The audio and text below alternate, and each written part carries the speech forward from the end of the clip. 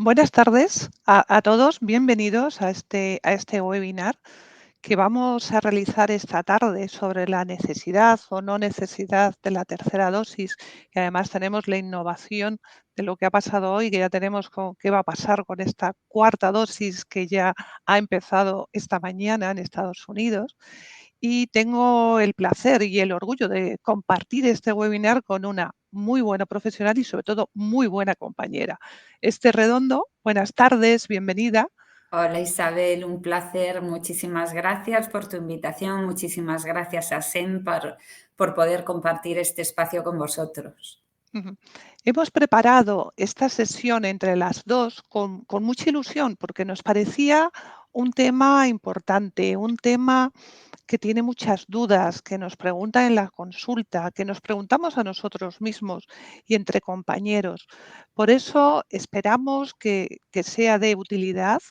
Esperamos poder contestar a las preguntas que tengáis. Tenéis un chat a la derecha de la pantalla en el que nos las podáis mandar.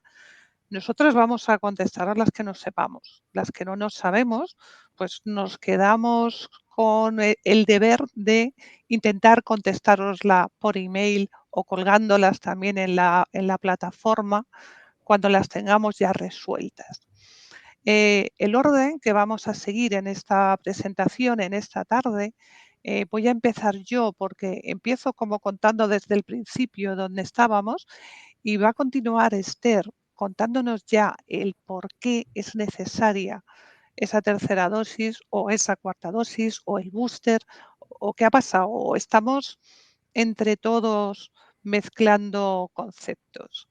Entonces, sin más, vamos a ir empezando, pero sobre todo acordaros de mandar las preguntas al chat, que es importante, aunque os parezcan cosas tontas o lo que sea, mandarlas porque todos siempre tenemos dudas, ¿vale?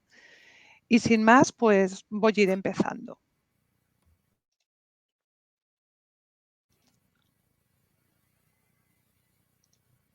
Bueno, yo creo que se ve la presentación, ¿no? Sí, sí. Vale, pues muchas gracias, Esther. Bueno, pues vamos a empezar con este webinar de esta tarde. Este es el potencial conflicto de intereses. Y lo primero es, pues vamos a situarnos, ¿no? Vamos a situarnos dónde estamos, qué es lo que ha pasado en estos 2 años. Es pequeño resumen, pero yo creo que conviene que no olvidemos dónde estamos. El COVID nos ha producido hasta la fecha, y estos son datos sacados a día de hoy, 486 millones de casos en el mundo y más de 6 millones de muertos. El mundo superó unos 300 millones de contagios a principios de enero de este año, del 22.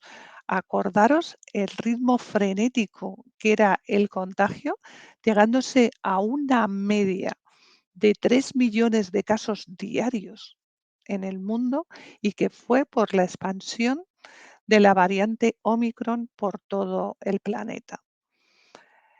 Estos son los nuevos casos diarios que tenemos en el mundo. Estos son a nivel mundial. Fijaros, España, que lo he puesto, es la línea verde, está aquí bajita, pero el cómo tuvimos aquí nuestra sexta ola, cómo subió y cómo estamos ahora en esta situación. Aunque veamos que la India está aquí abajo, no significa que tenga pocos casos. Lo que tienen son pocos test, tienen pocas pruebas y no pueden hacer diagnóstico. Esto es lo que ponemos aquí, que debido al número limitado de las pruebas, normalmente los casos confirmados siempre son menores que el real. Fijaros que la OMS reconoce que la variante Omicron ya se ha extendido por 186 países. Bueno, y hablamos de variante, hablamos de la variante Omicron y hablamos todos. Esto es lo que se llama VOC, que son las variantes de preocupación para salud pública. Son aquellas para las que ya tenemos evidencias, sobre todo evidencias de que hay un aumento de la transmisibilidad, la gravedad o el escape a la respuesta inmune. Esto es cómo han ido apareciendo las diferentes variantes, perdón, durante toda la pandemia.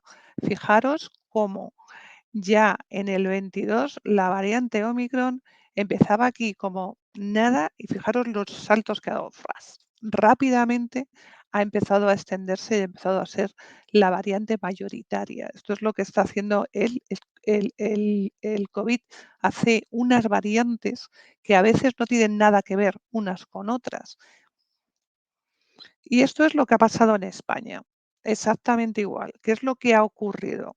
Fijaros, la variante de este color, la moradita, es Omicron. Y fijaros cómo en enero empezó aquí y cómo ya ha empezado a ir subiendo y ahora mismo es la variante mayoritaria. Y sabéis que de Omicron tenemos varios linajes y que ahora el que está más alto es el BA2. Aquí lo podéis ver. Este es como está en España a fecha 13 de marzo. Esto es todo reciente y son todos a fecha 13 de marzo. Bueno, hemos tenido más variantes. Hemos visto cómo han ido. Bueno, pues vamos a comentarlas un poquito por encima para que nos sirva un poco como recuerdo cómo han ido funcionando. ¿Os acordáis de la variante alfa? Aunque parece que ha pasado mucho tiempo, la verdad es que nos suena ya hasta lejano. Empezó en el Reino Unido, se extendió por 161 países, las vacunas eran todavía efectivas y la posibilidad de que reinfectara existía, pero no era mucho. ¿Qué ocurrió ya con beta? Beta se extendió por 115 países.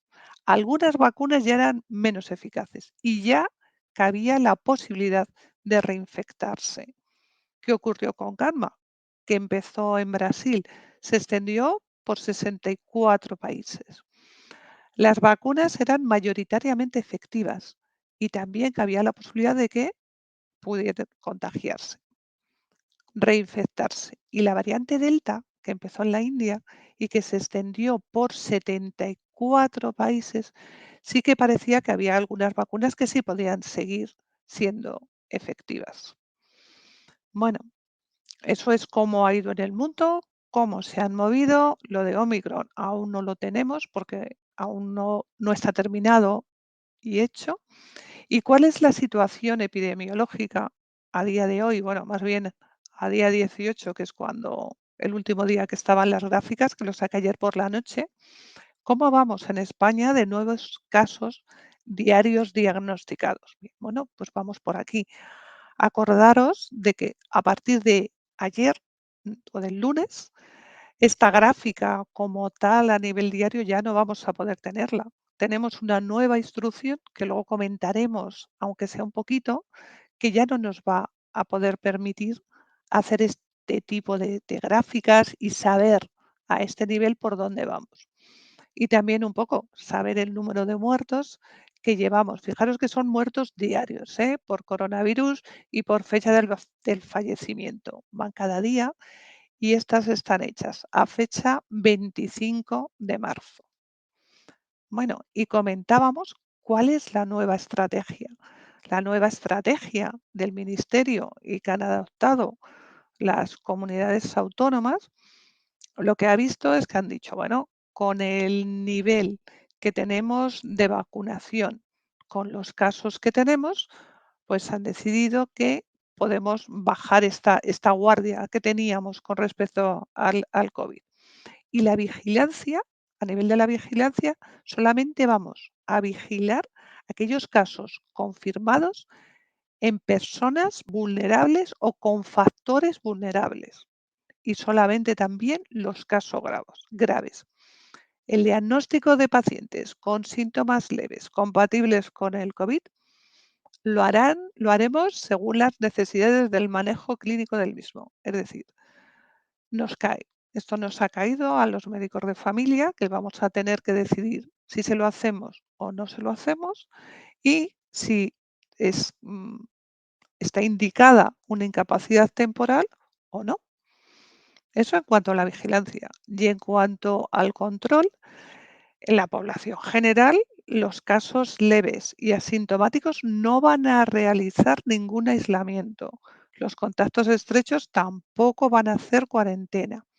¿Qué les vamos a dar? Consejos, que eso ya lo estábamos haciendo, que utilicen mascarilla, que eviten contacto con vulnerable y que eviten estar por ahí el máximo tiempo posible. Y en ámbitos vulnerables, los pacientes que están en centros sanitarios asistenciales o sociosanitarios, en ellos sí que tienen que implementar medidas específicas de aislamiento y de control. Se supone que esta transición se realizará cuando todos, os lo leo textualmente, todos los indicadores de utilización de servicios asistenciales, que luego vamos a ver cuáles son, se encuentren a un nivel de riesgo bajo a nivel nacional y en más de la mitad de las comunidades o ciudades autónomas. Y que la tendencia sea descendente durante al menos 2 semanas. Bueno, pues vamos a ir viendo cómo vamos a ir bien, cómo vamos a ir, porque se supone que lo que va a ocurrir es que, espera un momento que lo voy a poner en la anterior momento, todas estas propuestas ya se han comunicado al CDC y damos por hecho que están de acuerdo y les parece bien. Y cuando estas medidas ya todo esté mucho más normalizado y todo bien, ya lo que vamos a pasar es hacer solamente controles centinela, igual que se hace con otras enfermedades infecciosas respiratorias.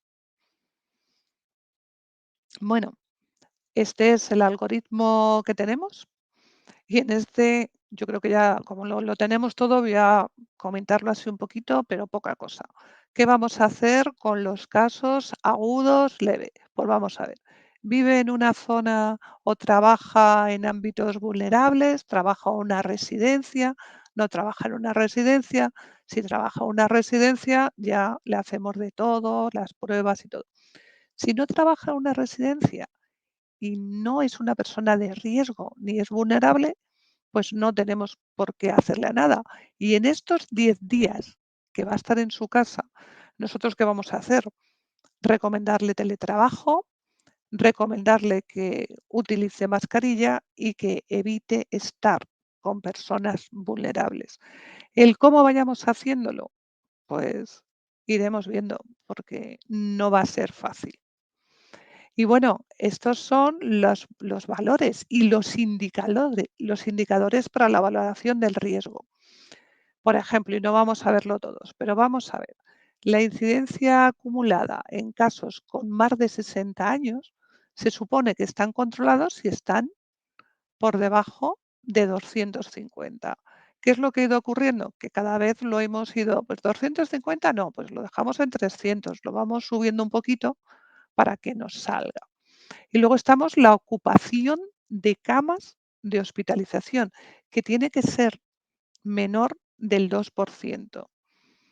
Y las camas de UBI en cuidados intensivos por COVID tienen que estar menos del 5% para controlar, para pensar que estamos en una situación controlada. Y tenemos diferentes cifras si estamos en bajo o en medio riesgo o en alto riesgo. Se supone que en cualquier caso que nuestros indicadores saltaran hacia el medio, alto riesgo o muy alto riesgo, volveríamos para atrás. ¿Y cuál es nuestra situación a fecha 28 de marzo? Acordaros que el riesgo alto en las camas tenía que ser mayor del 50, menor del 5, mayor del 5%, perdón.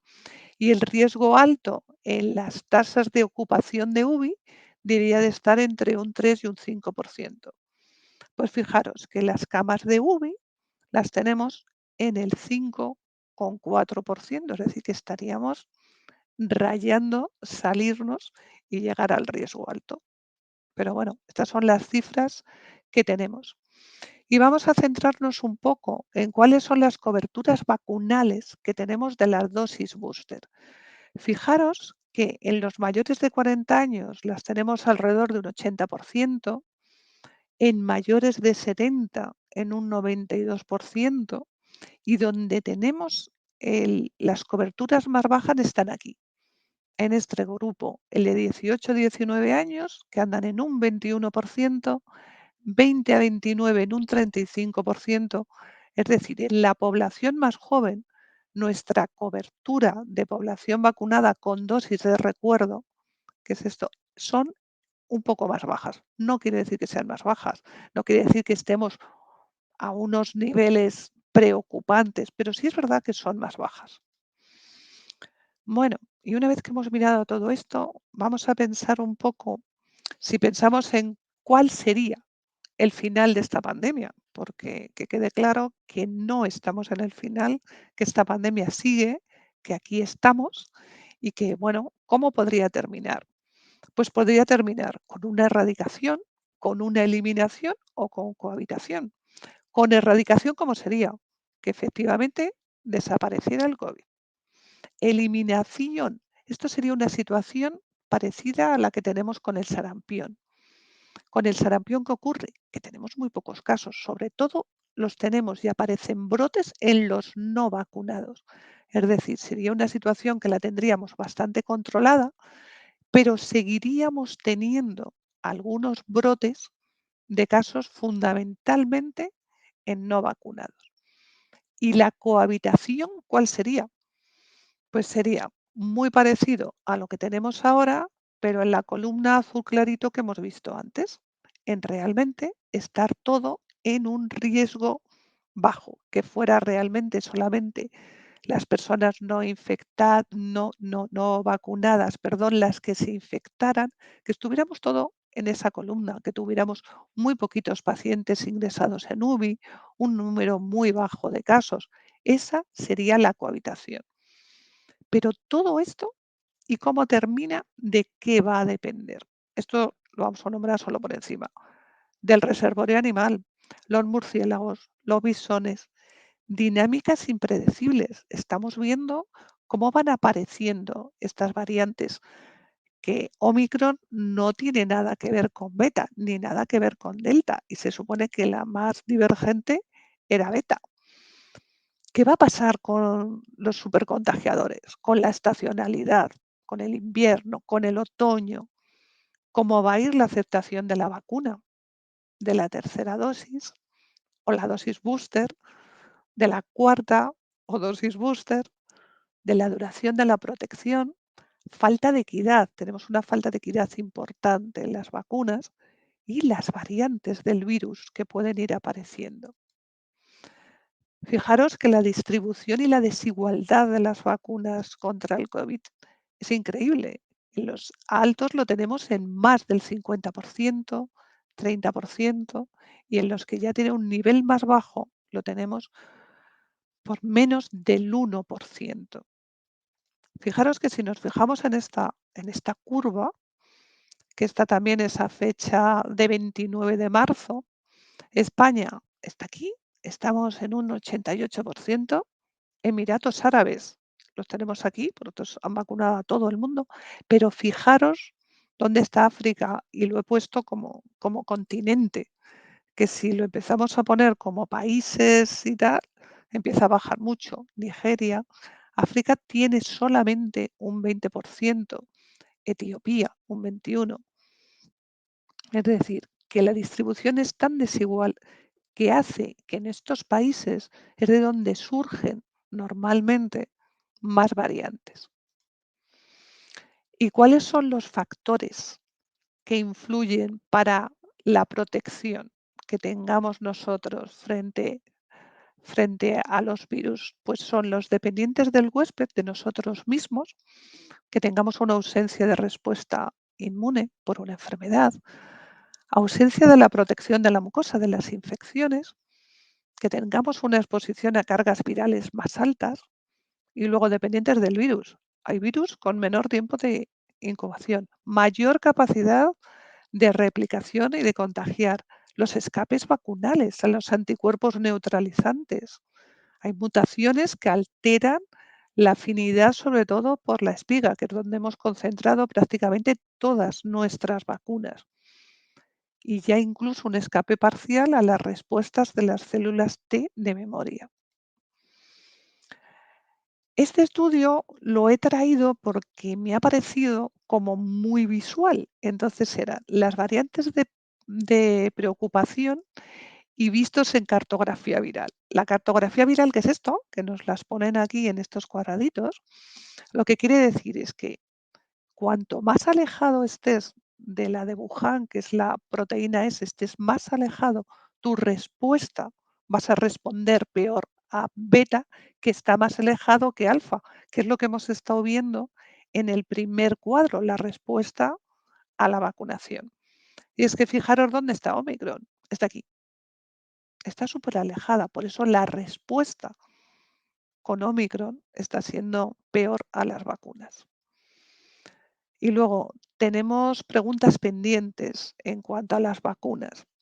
El correlato inmune. Al final, ¿qué nivel de anticuerpos? Cuando un paciente llega y te dice, yo me echo y es que tengo muchos anticuerpos, y otro te dice, es que yo tengo pocos. ¿Y cuánto es el nivel de anticuerpos que realmente puedo pensar que ese sí que es el que me sirve para proteger, o bien de la infección, o de la enfermedad, o de las formas graves? ¿Cuál es el papel de la respuesta de memoria? La contribución de los CD4 y los CD8 a la protección. También deberíamos estudiar para futuras vacunas cuáles son las diferencias entre cada vacuna en estos aspectos. Estas cosas nos quedan por saber todavía, no hemos terminado, seguimos investigando. Y vamos a ver cuáles son las nuevas vacunas que tenemos. Pues la primera, que sabéis que se ha aprobado hace poquísimo, es la del laboratorio de Novavax, que se llama Nuvaxovid, que actúa preparando, que tiene, es con proteínas. Es el mismo mecanismo que utiliza la vacuna de la hepatitis B y la vacuna del HPV. Ha sido producida en un laboratorio y utiliza un adyuvante, que es un saponificador, y que es decir, una sustancia que ayuda a fortalecer la respuesta inmune. Esta es la vacuna que se estaba haciendo en Oporriño, en Pontevedra. Sus características más importantes es un vial multidosis que se administra intramuscular, que la dosificación es la segunda dosis es 3 semanas después de la primera.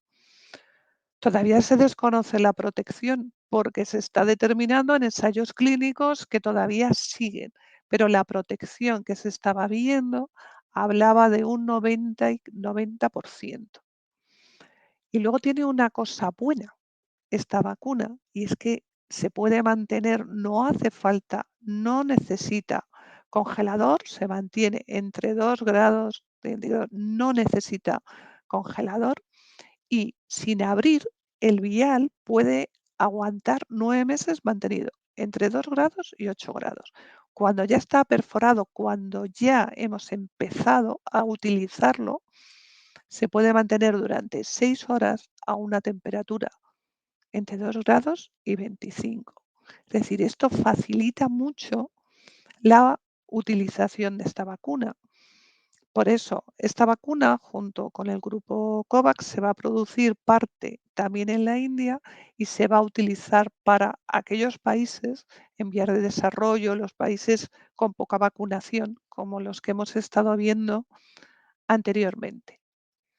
Después tenemos la vacuna española, la vacuna de IPRA. Sabéis que ayer salió, o antes de ayer, ya me he hecho un lío, que la Agencia Europea del Medicamento ya va a empezar a evaluarla. Este es el paso previo para que este medicamento consiga su comercialización. Esta decisión se hace porque ya se ha visto el que demuestra un perfil de seguridad y se indica una mejor respuesta inmune como dosis de refuerzo frente a las variantes beta y Omicron del SARS-CoV-2 en comparación con Comirnaty. ¿Cómo actúa? Pues esta vacuna está basada en una proteína recombinante que contiene de la proteína S de las variantes alfa y beta del SARS-CoV-2 y utiliza un antígeno para como adyuvante para aumentar la respuesta inmune. Y esta plataforma es la que tenemos, que es la que está desarrollada por Novavax. Bueno, ¿y cuáles son el futuro de las vacunas de ARN, de las de Pfizer y Moderna? Bueno, pues lo fundamental de estas no es ya cuál están haciendo o cuál están preparando. Lo más importante es pensar que esta tecnología permite rápidamente, en un periodo que puede ser de meses, claro que luego también esto hay que aprobarlo, tiene que pasar, es decir, que por mucho que corramos, no está todo hecho en un mes ni en dos. Hablamos de 6, 8 meses o dependiendo de cuál sea la situación. Pero sí es verdad que permite una adaptación muy rápida a las nuevas variantes de preocupación que puedan ir apareciendo. Y ahora mismo se están probando vacunas univalentes, solamente con Omicron. Vacunas bivalentes, con Wuhan y beta, Wuhan y Omicron. Vacunas multivalentes, con Wuhan, beta, delta, con Wuhan, delta y Omicron.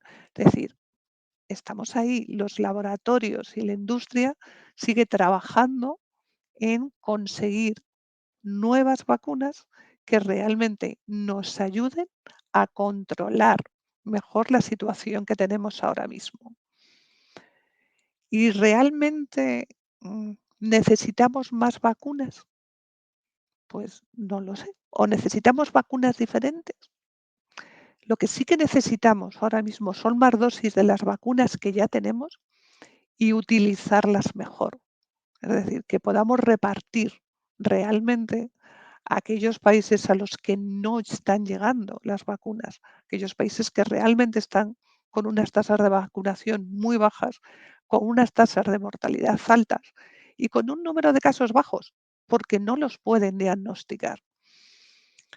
La siguiente generación de vacunas, como decía, son las que incluyen adyuvantes, incluyen nuevos antígenos, beta o varias, nuevos abordajes, vacunas mucosales, vacunas inactivadas, más adyuvantes y nuevas combinaciones como las vacunas pan-coronavirus, que llevan varias. Estas vacunas, lógicamente, tienen más sentido como dosis booster que no como una prima vacunación.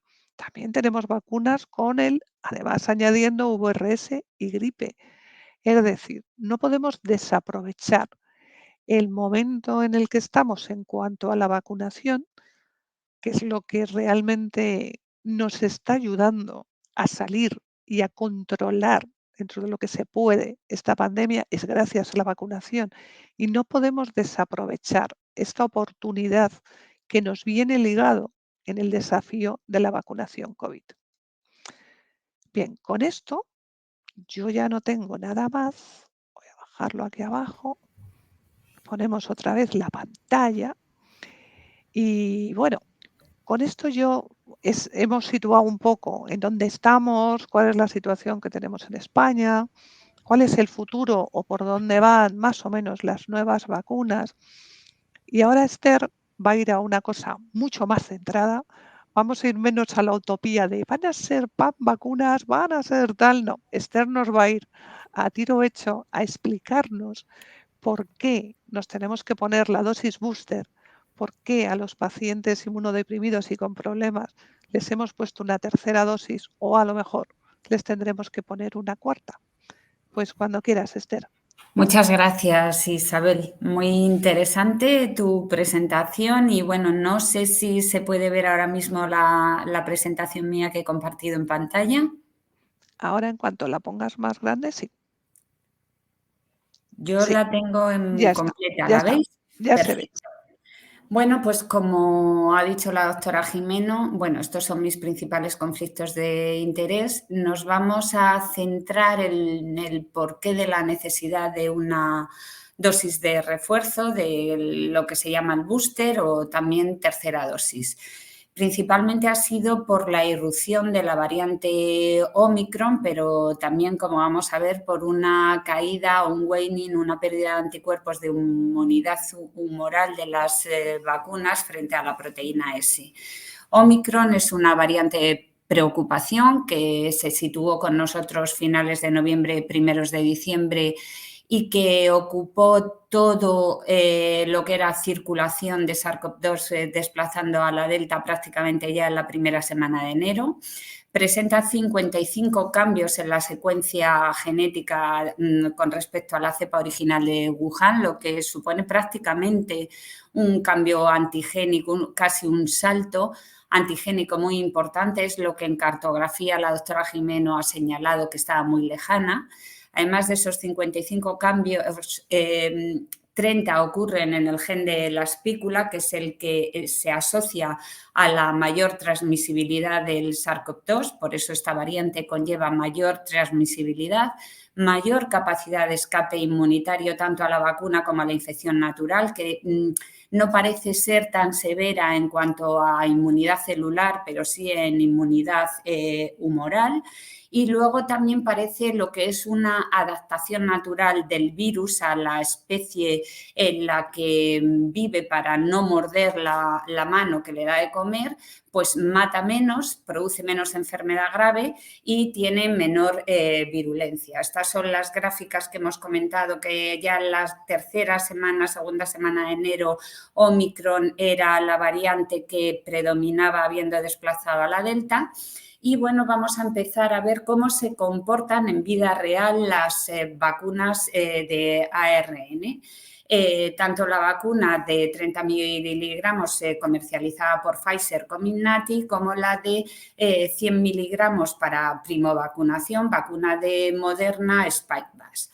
Los primeros datos los hemos ido teniendo sobre todo en profesionales sanitarios, que fueron de los primeros vacunados, como este trabajo que se muestra de Estados Unidos, y vemos que los endpoints frente a los que se mide la efectividad son diferentes. Podemos hablar en conjunto, como es este trabajo, de efectividad frente a todas las categorías, pero podemos hablar de efectividad solo frente a enfermedad grave como admisión en UCI, necesidad de ventilación mecánica o mortalidad, o por efectividad frente a hospitalización, o efectividad frente a enfermedad sintomática leve, o frente a infección sin síntomas. Vamos a ir a ver, viendo una gradación en la efectividad de las vacunas, de mayor a menor, según lo que hemos comentado. La efectividad siempre va a ser más alta frente a mortalidad y enfermedad grave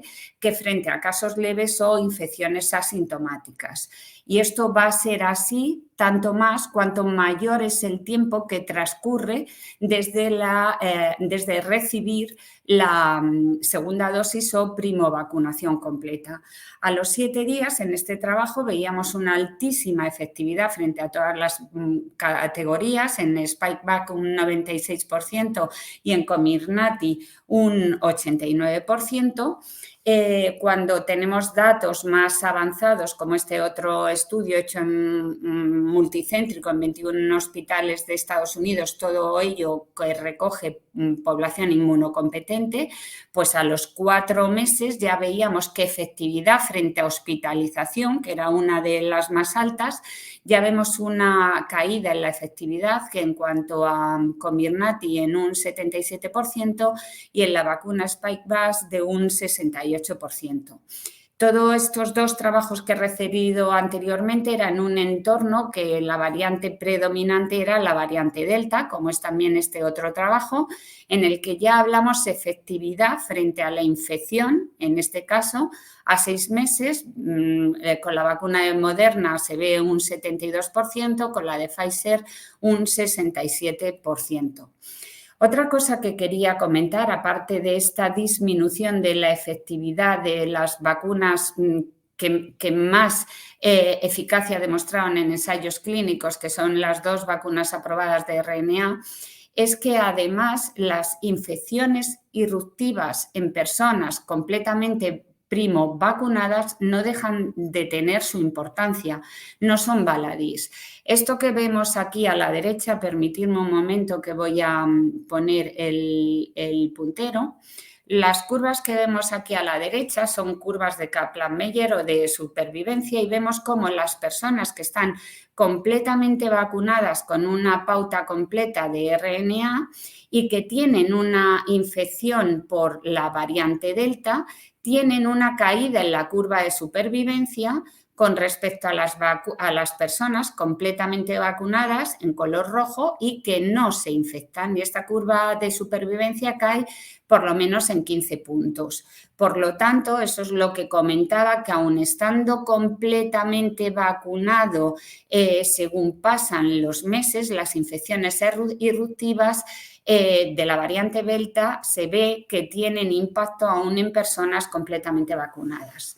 Este otro trabajo lo que muestra en estas curvas son incidencia acumulada frente a infección sintomática leve, a casos moderados que necesitan hospitalización, casos muy graves con estancia en UCI y finalmente mortalidad.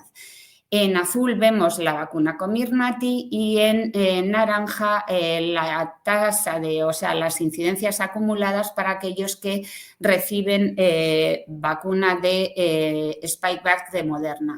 Vemos que las curvas para casos muy graves como UCI y mortalidad prácticamente son superponibles y hay ligeras diferencias a favor de la vacuna Spikevax en el resto de las incidencias acumuladas. Es decir, hay menos casos de incidencia acumulada en aquellos vacunados con Spikevax y que se estudian los casos de infección asintomática, sintomática leve o moderada.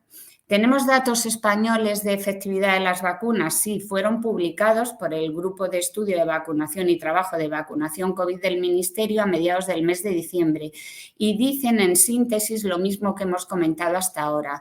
¿Cómo hay una caída? Bueno, estas gráficas se refieren a todas las vacunas utilizadas, no solo a las vacunas RNA, sino también a las vacunas de adenovirus y vemos cómo con el paso del tiempo la efectividad vacunal cae fundamentalmente para infección y para infección sintomática, manteniéndose niveles aceptables en un entorno en el que Delta era la predominante para hospitalización y para defunción.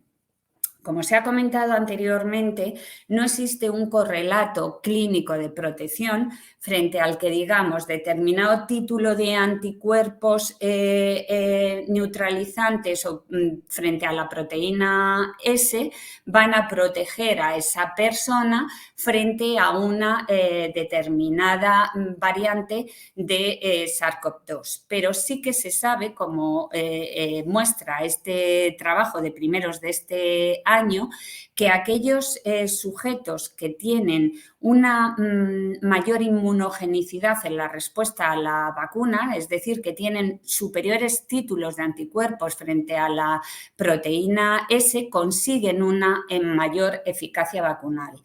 Y en cierto modo esto se ve también refrendado por las recientes recomendaciones del Ministerio para la indicación del anticuerpo monoclonal de Bussell en determinados sujetos inmunocomprometidos y en los que se establece que se considera que hay una adecuada respuesta a la vacunación a partir de 260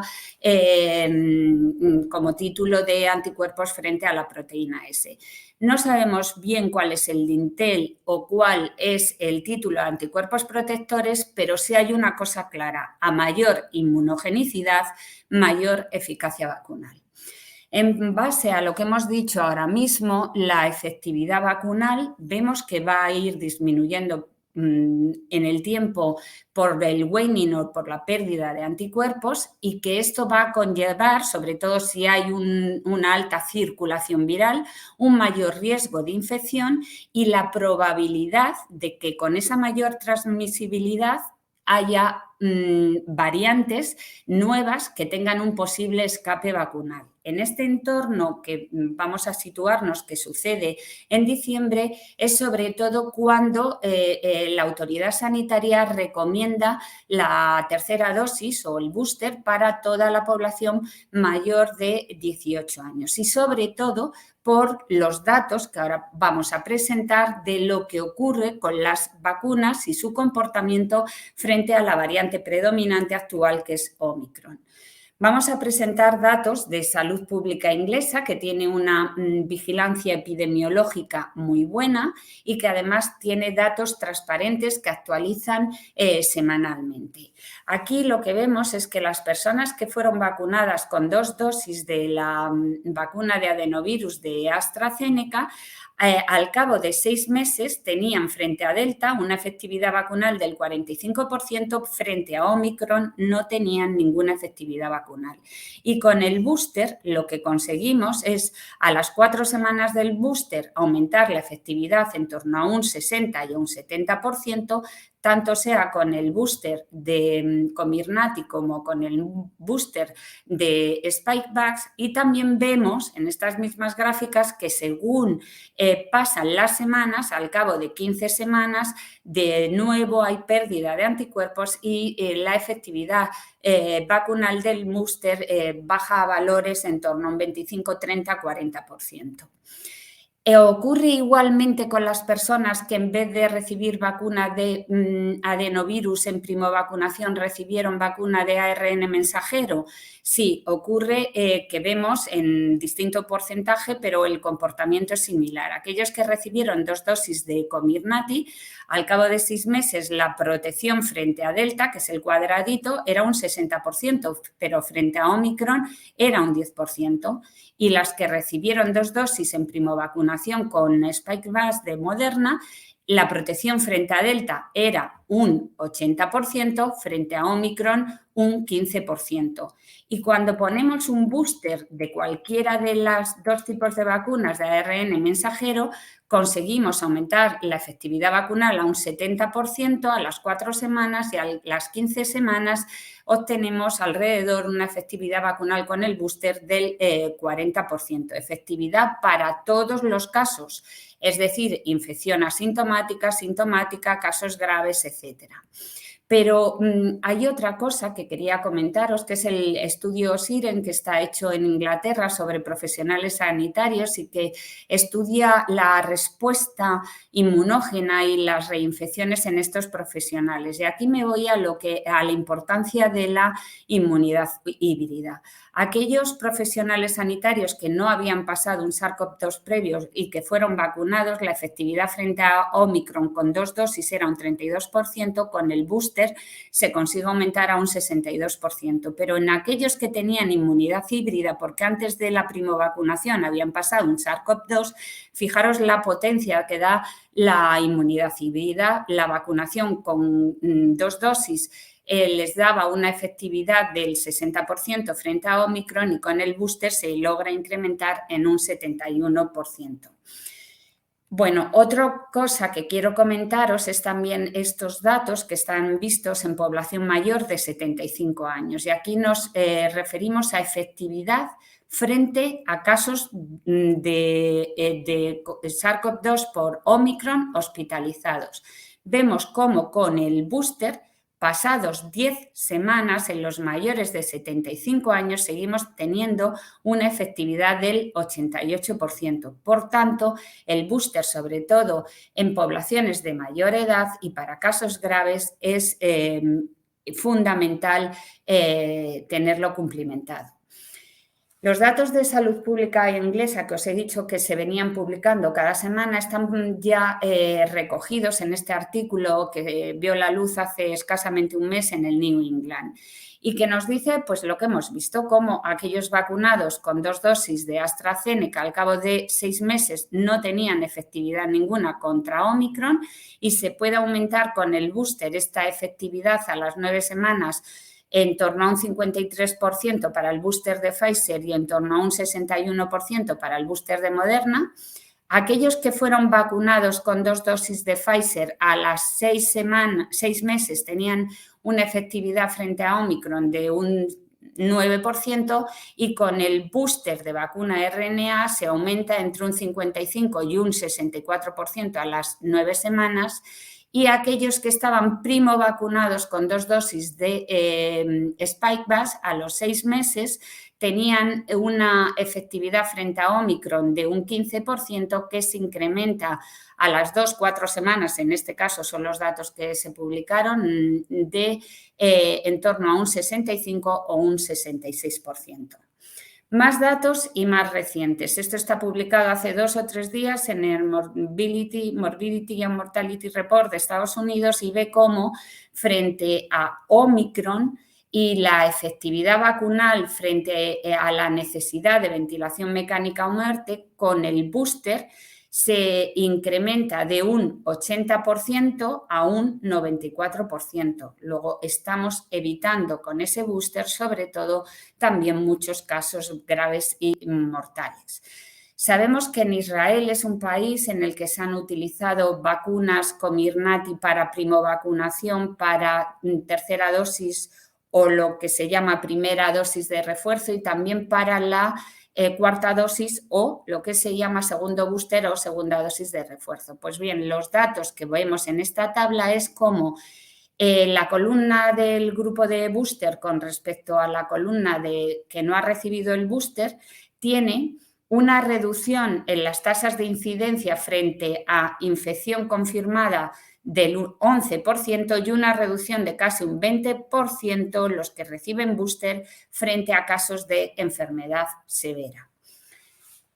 ¿Hay datos españoles? Sí, hay datos que fueron publicados en el 14 de febrero y que incluyen más de 3 millones de personas españolas vacunadas mayores de 40 años y que tienen un seguimiento a 34 días y está hecho el estudio en un periodo en el que ya la variante predominante y casi exclusiva era Omicron. Y como conclusiones de este estudio de efectividad de la dosis de refuerzo en nuestro país, se saca que tiene una efectividad moderadamente efectiva, entre un 51 y 52%. Se saca también que la efectividad estimada para el booster con Spikevax es aproximadamente un 13% superior al booster de Comirnaty. Y otro dato importante es que parece ser que al aumentar el tiempo en el que se recibe ese booster, se puede también incrementar la efectividad. O sea, el booster a los 7 meses o más parece ser más efectivo que a los 6 meses. En cualquier caso, la conclusión de todos los estudios presentados y de otros países que no ha lugar porque se repite más o menos lo mismo, es que el booster para Omicron consigue aumentar la inmunogenicidad y, por tanto, la efectividad vacunal, pero es mucho menor que frente a Delta.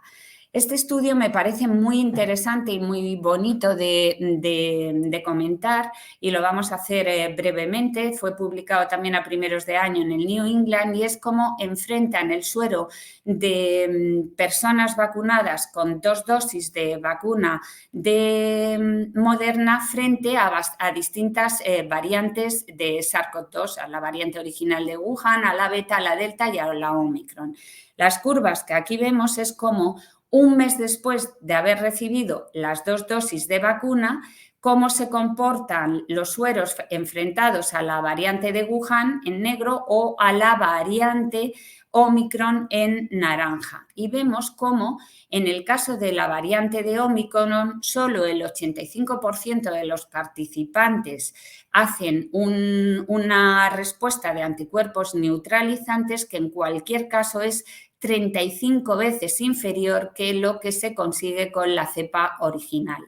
Y además, cuando volvemos a medir esa respuesta 7 meses después de haber recibido la segunda dosis, lo que vemos es que solo detectamos anticuerpos en el 55% de los participantes, y esta caída del título de anticuerpos es entre 8 y 9 veces mayor que con respecto a la caída que se ve en los títulos frente a la variante original.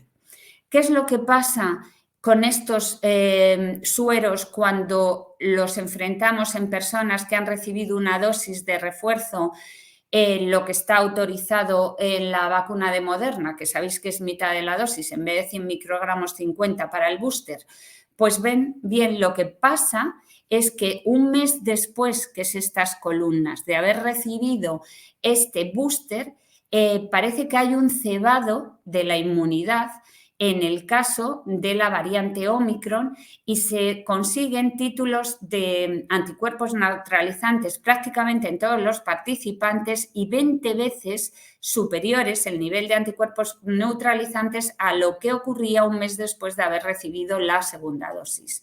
Y vemos también que el comportamiento, la caída, el waning de los anticuerpos respecto a Omicron tiene un comportamiento mucho más parecido, en este caso después del booster, a lo que tenía la variante original 7 meses después de la segunda dosis. Por tanto, el resumen es que aunque la neutralización de la variante Omicron es menor, con primovacunación se puede aumentar sustancialmente la respuesta inmune después de una dosis de refuerzo y ello puede reducir el riesgo de infección y sobre todo de enfermedad grave. ¿Influye la vacunación en la transmisibilidad o en la transmisión de la infección? Sí, positivamente sabemos que influye. Y para ello me ha parecido bastante razonable presentar este artículo que hable de cuál es la dinámica de la transmisión viral comparando personas que tienen un COVID medio o moderado con personas que sufren un COVID asintomático y cómo contagian unos y otros. Pues bien, el resumen es que los pacientes con COVID asintomático en los primeros días, en los 3 primeros días, tienen una carga viral similar al del paciente sintomático moderado y puede contagiar igual, pero a partir del tercer día, debido a la rápida disminución de la carga viral, hay en realidad una pérdida de infectividad de los pacientes asintomáticos.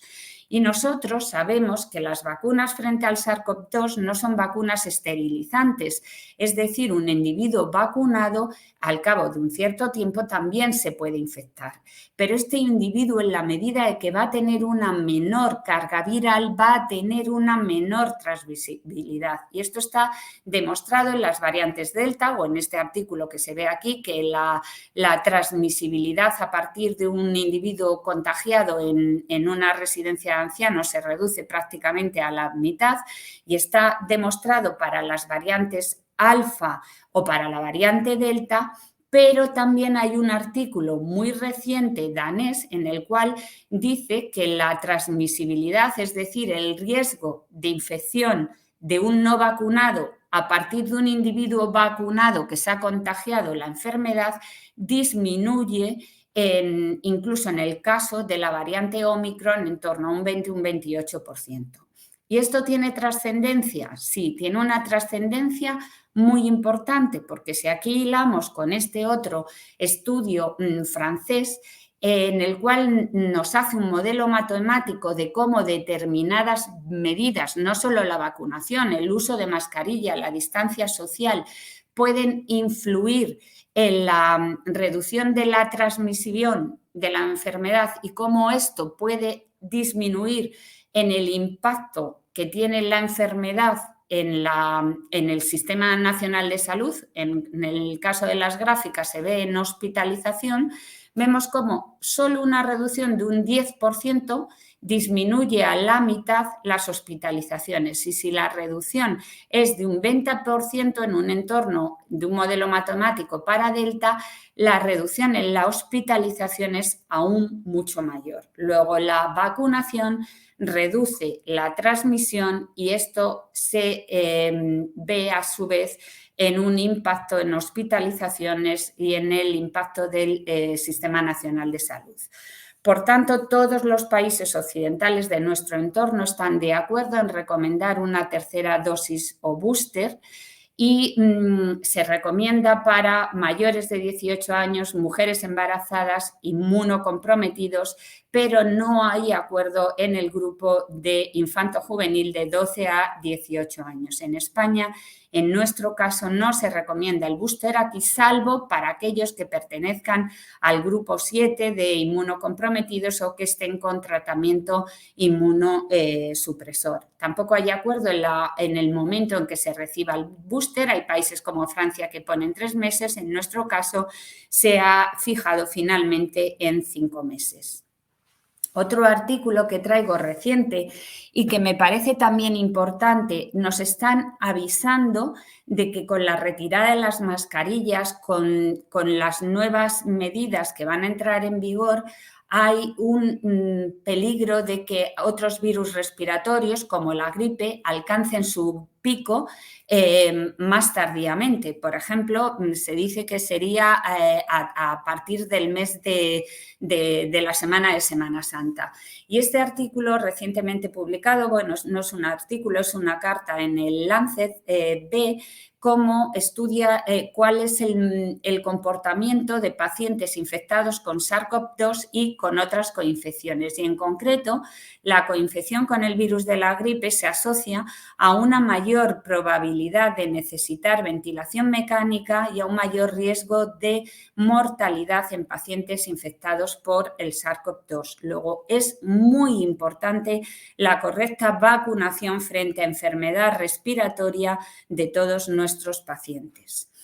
Ver qué posibles efectos adversos tiene esta tercera dosis booster o cuál es la seguridad.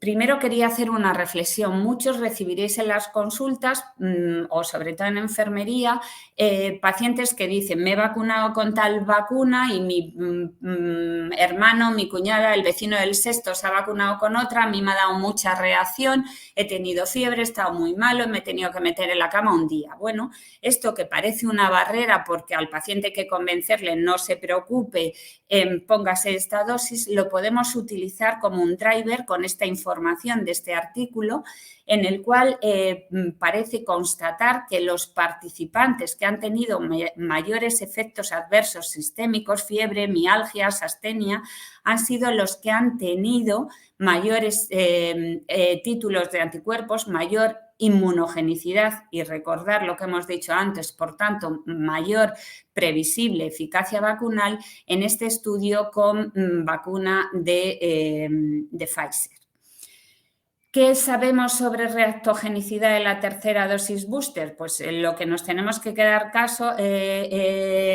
con ello es que el perfil de seguridad en todos los casos del booster ha sido aceptable y que el refuerzo con la vacuna de Spikevax fue un refuerzo más inmunogénico y se asoció con una mayor reactogenicidad que el refuerzo con la vacuna de Spikevax, pero que en cualquier caso las reacciones locales y sistémicas fueron siempre leves o moderadas y en los 2 primeros días cedieron espontáneamente.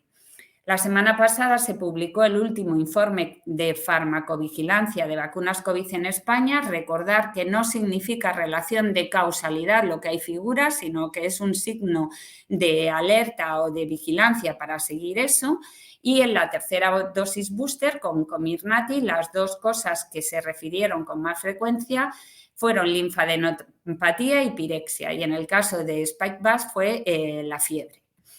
Más cosas sobre efectos adversos. Os preguntarán sobre la miocarditis. Bueno, la miocarditis se da en las vacunas de ARN mensajero, sobre todo en varones jóvenes, y tras la segunda dosis. Comienza a los 14 días y se suele resolver espontáneamente de un pronóstico similar a la que ocurre sin tener relación vacunal. Es más frecuente con Spikevax que con Comirnaty, pero ocurre tras la segunda dosis y tras el booster se reduce su frecuencia en 5 veces. Solo ocurre 8 casos o 8 o 9 casos por millón. Pero hay que recordar a todos los pacientes que se vienen a vacunar y tienen sus dudas que el no estar vacunado y contraer un COVID supone un riesgo 4 veces superior de tener miocarditis que el haber recibido la segunda dosis, y todavía un riesgo más elevado que recibir el booster. Una palabra o dos sobre el síndrome de fuga capilar, que lo pongo así de pequeñito a propósito, y lo pongo porque queda reflejado en el último informe de farmacovigilancia. Pero fijaros, en todo el mundo y con 559 millones de dosis de vacuna, solo hay 11 casos reportados. Y es siempre como en personas que refieren el antecedente de haber tenido el síndrome de fuga capilar y va asociados estos 11 casos en todo el mundo con la vacuna Spikevax. Bueno, vamos a acabar con una diapositiva que he añadido escasamente hace 2 horas, si será necesario o seguirá nuestro país la estela de Israel o la estela que ha empezado ayer Estados Unidos con una segunda dosis de refuerzo. El 29 de marzo la FDA sacó la actualización de las recomendaciones de booster para sus adultos y ha indicado un segundo booster, una segunda dosis de refuerzo, mínimo 4 meses después de haber recibido el primer booster o la primera dosis de refuerzo en los siguientes casos: 50 años o más, 18 años o más con inmunocompromiso, o entre 12 y 18 años también con situación de inmunocompromiso. Y ya para concluir, pues decir que las actuales vacunas frente a la COVID-19 continúan ofreciendo protección contra variantes del SARS-CoV-2 diferentes a la cepa de Wuhan, sobre todo para casos graves, hospitalización y mortalidad, que la tercera dosis de refuerzo o booster consigue aumentar en gran manera la efectividad vacunal frente a la infección por Omicron, por eso debemos seguir las indicaciones de la autoridad sanitaria. Desconocemos a fecha de hoy cuál va a ser la duración y la intensidad de la protección de las vacunas y del booster frente a la nueva variante. Se están generando datos de forma constante. No hay con claridad un intervalo óptimo para recibir el booster, y si surgiese una nueva variante lo suficientemente diferente, que tuviera también escape de inmunidad celular, que es lo que se relaciona con la protección frente a enfermedad grave, pues quizás sería necesario una nueva vacuna de las que nos ha hablado la doctora Gimeno. Y nada más, muchas gracias. Con esto ya acabo y quedamos a disposición de las preguntas. Bueno, pues muchas gracias, Esther. Fenomenal, como siempre. Da gusto tener unas amigas que lo hacen así de bien. Te voy a comentar, porque Igualmente sí que nos han estado llegando preguntas, entonces te las voy a ir preguntando porque van por ahí. A ver, la primera que nos preguntan es un paciente de 17 años, espera, que tiene puestas 2 dosis con Pfizer, de 17 años. ¿Le ponemos la tercera dosis? 17 años y tiene 2 dosis, no se ha puesto la tercera. Aquí, a partir de los 18 años, está indicado el booster. Claro, Antes no. tiene 17. Tendríamos que esperar a que cumpliera los 18.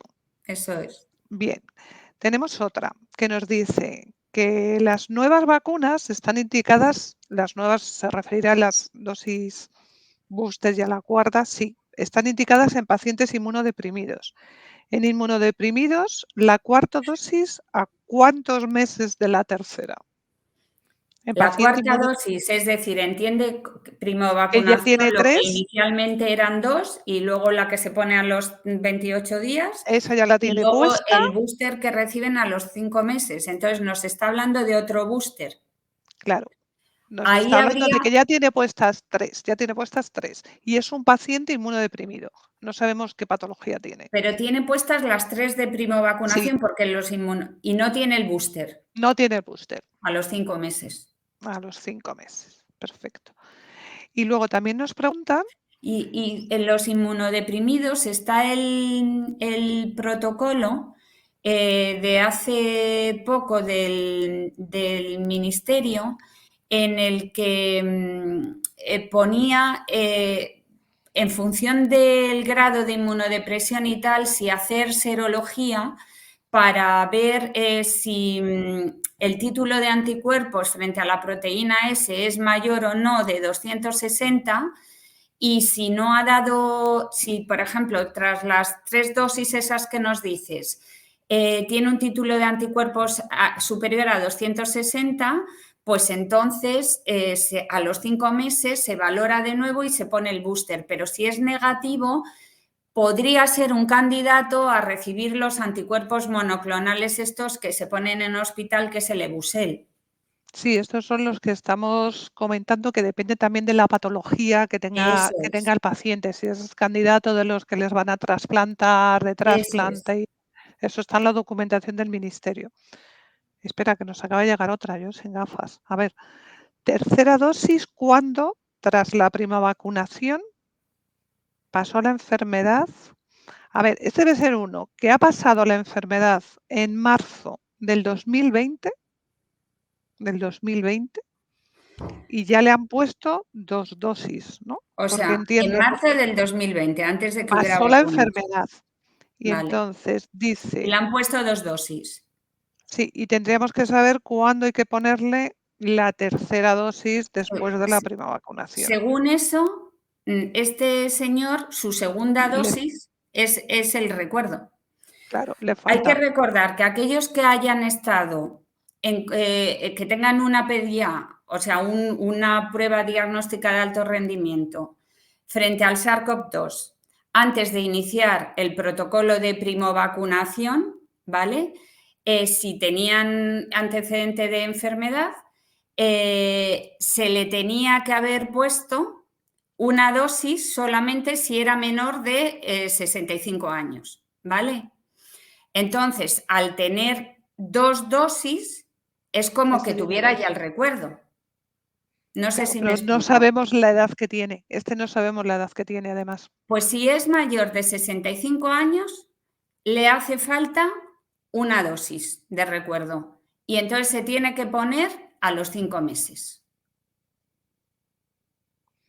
Si es menor de 65 años y antes de vacunarse pasó el SARS-CoV-2 y se puede constatar con una prueba de alto rendimiento, con sus 2 dosis y el antecedente de infección, en el momento actual se consideraría bien vacunado. Eso es. Bueno, vamos a continuar. Creemos que ha habido un problema con el sonido, nos han dicho, pero lo hemos podido solucionar. De todos modos, en caso de que volviera a ocurrir, no os preocupéis que las respuestas a las preguntas las colgaremos en la página web. La última pregunta que creemos que no se nos ha oído es la de, en un paciente inmunodeprimido, no sabemos el diagnóstico de su enfermedad, que ya se ha puesto 4 dosis y que no hay respuesta inmunológica confirmada, ¿hay que seguirle poniendo más dosis? No. No, ese es un candidato para determinar título de anticuerpos y si está claro que no hay respuesta, pasar a valoración para anticuerpo monoclonal. Vale. Otra que nos pregunta, que ya es como más fácil, es en un paciente inmunocomprometido, ¿la cuarta dosis a cuánto tiempo de la tercera? No, la cuarta No hay. dosis, que eso es lo que comentábamos, si el 3 dosis, o sea, A este ya le los han puesto 3, inmunocomprometidos tienen que tener como primo vacunación 3 3. dosis, Este ya tiene ¿vale? las La 3. tercera a los 28 días de la segunda y una dosis de refuerzo a los 5 meses de haber puesto esas 3 iniciales. Vale, bien, esa ya la tenemos. Y la otra única que me han preguntado es, ¿qué piensas? O qué pensamos, sobre todo, ¿qué piensas, Esther? ¿Qué va a pasar con la cuarta dosis aquí en España? ¿Tú piensas que Europa y España haremos lo mismo? Yo la verdad es que creo que en el momento actual no veo necesidad de la cuarta dosis. Todas las situación puede cambiar o puede variar y puede aparecer una nueva variante alejada que requiera de momento aumentar la inmunidad y que requiera una cuarta dosis, pero no sé, yo no veo esa necesidad. Además, mira los datos que has presentado, o sea, Por eso, ahora por mismo, población menor de 40 años, en torno a un 20 o un 25% solamente tiene la tercera dosis booster. Nos tendremos que centrar primero en completar esa tercera dosis booster y además es que eso va a ser sobre todo a partir de mayo, porque hubo una gran cantidad de personas que se infectaron en diciembre y enero y que hay que esperar un tiempo recomendado después de la